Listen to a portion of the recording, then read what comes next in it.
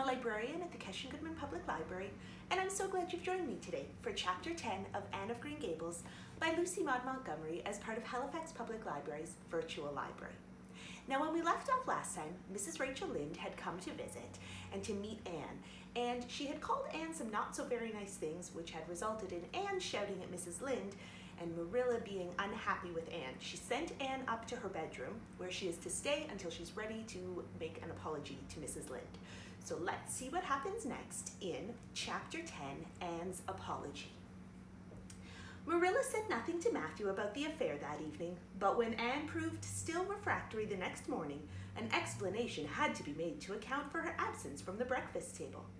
Marilla told Matthew the whole story, taking pains to impress him with a due sense of the enormity of Anne's behavior. "It's a good thing Rachel Lynde got a calling down. She's a meddlesome old gossip," was Matthew's consolatory rejoinder. "Matthew Cuthbert, I'm astonished at you. You know that Anne's behavior was dreadful, and yet you take her part? I suppose you'll be saying next thing that she oughtn't to be punished at all." "Well now, no, not exactly," said Matthew uneasily. "I reckon she ought to be punished a little, but don't be too hard on her, Marilla. Recollect, she hasn't ever had anyone to teach her right.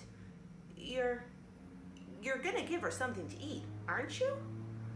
"When did you ever hear of me starving people into good behavior?" demanded Marilla indignantly.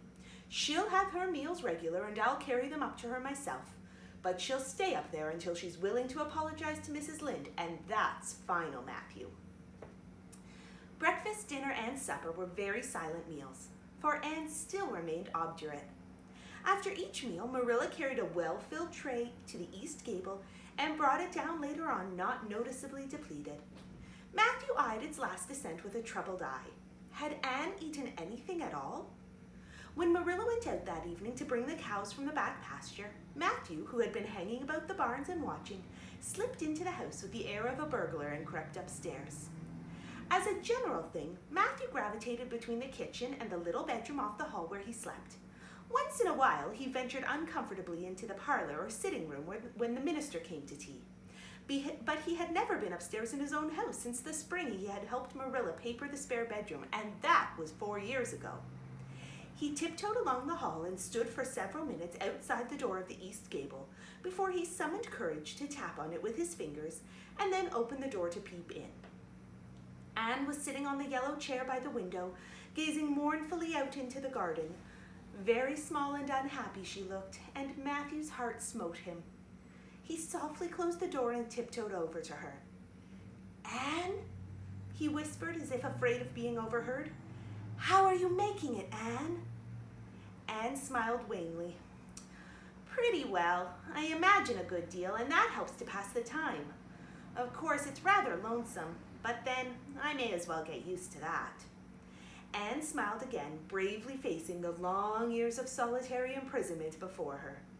Matthew recollected that he must say what he had come to say without loss of time, lest Marilla return prematurely. "Well now, Anne, don't you think you'd better do it and have it over?" he whispered.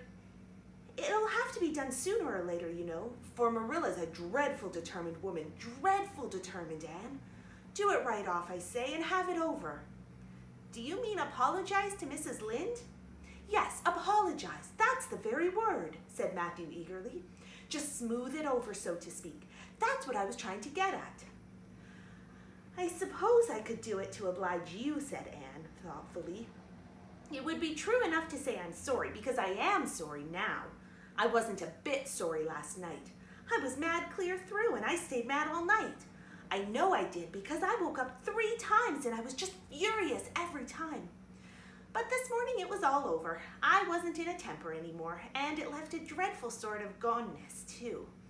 I felt so ashamed of myself, but I just couldn't think of going and telling Mrs. Lynde so. It would be so humiliating. I made up my mind I'd stay shut up here forever rather than do that. But still, I'd do anything for you. So if you really want me to, well now of course I do. It's terrible lonesome downstairs without you. Just go and smooth it over. That's a good girl." "Very well," said Anne resignedly. "I'll tell Marilla as soon as she comes in that I've repented." That's right, Anne. But don't tell Marilla I said anything about it. She might think I was putting my oar in, and I promised not to do that. Wild horses won't drag the secret from me, promised Anne solemnly. How would wild horses drag a secret from a person anyhow? But Matthew was gone, scared at his own success. He fled hastily to the remotest corner of the horse pasture, lest Marilla should suspect what he had been up to. Marilla herself, upon her return to the house, was agreeably surprised to hear a plaintive voice calling, "Marilla!" over the banisters. "Well," she said, going into the hall, "I'm sorry I lost my temper and said rude things, and I'm willing to go and tell Mrs. Lynde so." Very well. Marilla's crispness gave no sign of her relief. She had been wondering what under the canopy she should do if Anne did not give in. "I'll take you down after milking." Accordingly, after milking, behold Marilla and Anne walking down the lane, the former erect and triumphant, the latter drooping and dejected. But halfway down, Anne's dejection vanished as if by enchantment. She lifted her head and stepped lightly along, her eyes fixed on the sunset sky and an air of subdued exhilaration about her. Marilla beheld the change disapprovingly. This was no meek penitence such as it behooved her to take into the presence of the offended Mrs. Lynde. "What are you thinking of, Anne?" she asked sharply. "I'm imagining out what I must say to Mrs. Lynde," answered Anne dreamily. This was satisfactory, or should have been so, but Marilla could not rid herself of the notion that something in her scheme of punishment was going askew. Anne had no business to look so rapt and radiant. Rapt and radiant Anne continued until they were in the very presence of Mrs. Lynde, who was sitting knitting by her kitchen window. Then the radiance vanished. Mournful penitence appeared on every feature. Before a word was spoken, Anne suddenly went down on her knees before the astonished Mrs. Rachel and held out her hands beseechingly. "Oh, Mrs. Lynde, I am extremely sorry," she said with a quiver in her voice. "I could never express all my sorrow, no, not if I used up a whole dictionary. You must just imagine it. I behaved terribly to you. And I've disgraced the dear friends Matthew and Marilla who have let me stay at Green Gables, although I'm not a boy. I'm a dreadfully wicked and ungrateful girl, and I deserve to be punished and cast out by respectable people forever. It was very wicked of me to fly into a temper because you told me the truth. It was the truth. Every word you said was true. My hair is red, and I am freckled and skinny and ugly. What I said to you was true too, but I shouldn't have said it. Oh, Mrs. Lynde, please, please forgive me. If you refuse, it will be a lifelong sorrow to me. You wouldn't like to inflict a lifelong sorrow on a poor little orphan girl, would you? Even if she had a dreadful temper? Oh, I'm sure you wouldn't. Please say you forgive me, Mrs. Lynde." Anne clasped her hands together, bowed her head, and waited for the word of judgment. There was no mistaking her sincerity. It breathed in every tone of her voice. Both Marilla and Mrs. Lynde recognized its unmistakable ring, but the former understood in dismay that Anne was actually enjoying her valley of humiliation, was reveling in the thoroughness of her abasement. Where was the wholesome punishment upon which she, Marilla, had plumed herself? Anne had turned it into a species of positive pleasure. Good Mrs. Lynde, not being overburdened with perception, did not see this. She only perceived that Anne had made a very thorough apology, and all resentment vanished from her kindly, if somewhat officious heart. There, get up, girl," she said heartily. "Of course I forgive you. I guess I was a little too hard on you anyway. But I'm such an outspoken person. You just mustn't mind me, that's what. It can't be denied your hair is terrible red, but I knew a girl once, went to school with her in fact, whose hair was every mite as red as yours when she was young, but when she grew up, it darkened to a real handsome auburn.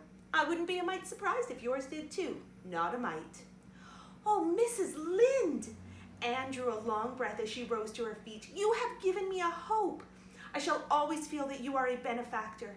Oh, I could endure anything if I only thought my hair would be a handsome auburn when I grew up. It would be so much easier to be good if one's hair was a handsome auburn, don't you think? And now, may I go out into your garden and sit on that bench under the apple trees while you and Marilla are talking? There is so much scope for imagination out there." "Laws, yes, run along, child. and you can pick a bouquet of them white June lilies over in the corner if you like." As the door closed behind Anne, Mrs. Lynde got briskly up to light a lamp. "She's a real odd little thing. Take this chair, Marilla. It's easier than the one you've got. I just keep that one for the hired boy to sit in. Yes, she certainly is an odd child, but there is something kind of taking about her after all. I don't feel so surprised at you and Matthew keeping her as I did, nor so sorry for you either. She may turn out all right. Of course, she has a queer way of expressing herself. A little too kind of forcible, you know? But she'll likely get over that now that she's come to live among civilized folks. And then her temper's pretty quick, I guess, but there's one comfort. A child that has a quick temper, just blaze up and cool down, ain't never likely to be sly or deceitful. Preserve me from a sly child, that's what. On the whole, Marilla, I kind of like her." When Marilla went home, Anne came out of the fragrant twilight of the orchard with a sheaf of white narcissi in her hands. "I apologized pretty well, didn't I?" she said proudly as they went down the lane. "I thought since I had to do it, I might as well do it thoroughly." "You did it thoroughly, all right enough," was Marilla's comment. Marilla was dismayed at finding herself inclined to laugh over the recollection. She had also an uneasy feeling that she ought to scold Anne for apologizing so well, but then that was ridiculous. She compromised with her conscience by saying severely, "I hope you won't have occasion to make many more such apologies. I hope you'll try to control your temper now, Anne." "That wouldn't be so hard if people wouldn't twit me about my looks," said Anne with a sigh. "I don't get cross about other things, but I'm so tired of being twitted about my hair, and it just makes me boil right over. Do you suppose my hair will really be a handsome auburn when I grow up?" "You shouldn't think about your looks, Anne. I'm afraid you are a very vain little girl." "How can I be vain when I know I'm homely?" protested Anne. "I love pretty things, and I hate to look in the glass and see something that isn't pretty. It makes me feel so sorrowful, just as I feel when I look at any ugly thing. I pity it because it isn't beautiful." "Handsome is as handsome does," quoted Marilla. "I've had that said to me before, but I have my doubts about it," remarked skeptical Anne, sniffing at her narcissi. "Oh, aren't these flowers sweet? It was lovely of Mrs. Lynde to give them to me. I have no hard feelings towards Mrs. Lynde now." "It gives you a lovely, comfortable feeling to apologize and be forgiven, doesn't it? Aren't the stars bright tonight? If you could live in a star, which one would you pick? I'd pick that lovely, clear, big one, way over there above that dark hill." "Anne, do hold your tongue," said Marilla, thoroughly worn out trying to follow the gyrations of Anne's thoughts. Anne said no more until they turned into their own lane. A little gypsy wind came down it to meet them, laden with the spicy perfume of young dew-wet ferns. Far up in the shadows, a cheerful light gleamed out through the trees from the kitchen at Green Gables. Anne suddenly came close to Marilla and slipped her hand into the older woman's hard palm. "It's lovely to be going home and know it's home," she said. "I love Green Gables already, and I never loved any place before. No place ever seemed like home. Oh, Marilla, I'm so happy. I could pray right now and not find it a bit hard." Something warm and pleasant welled up in Marilla's heart at the touch of that thin little hand in her own, a throb of the maternity she had missed, perhaps. Its very unaccustomed sweetness disturbed her. She hastened to restore her sensations to their normal calm by inculcating a moral. "If you'll be a good girl, you'll always be happy, Anne, and you should never find it hard to say your prayers." "Saying one's prayers isn't exactly the same thing as praying," said Anne meditatively. "But I'm going to imagine that I'm the wind that is blowing up there in those treetops. When I get tired of the trees, I'll imagine I'm gently waving down here in the ferns, and then I'll fly over to Mrs. Lynde's garden and set the flowers dancing. And then I'll go with one great swoop over the clover field, and then I'll blow over the lake of shining waters and ripple it all up into little sparkling waves. Oh, there's so much scope for imagination in a wind. So I will not talk about it any more just now, Marilla." "Thanks be to goodness for that," breathed Marilla in devout relief. Thank you so much for joining me today, and I hope you'll be back next time when we read Chapter 11 of Anne of Green Gables.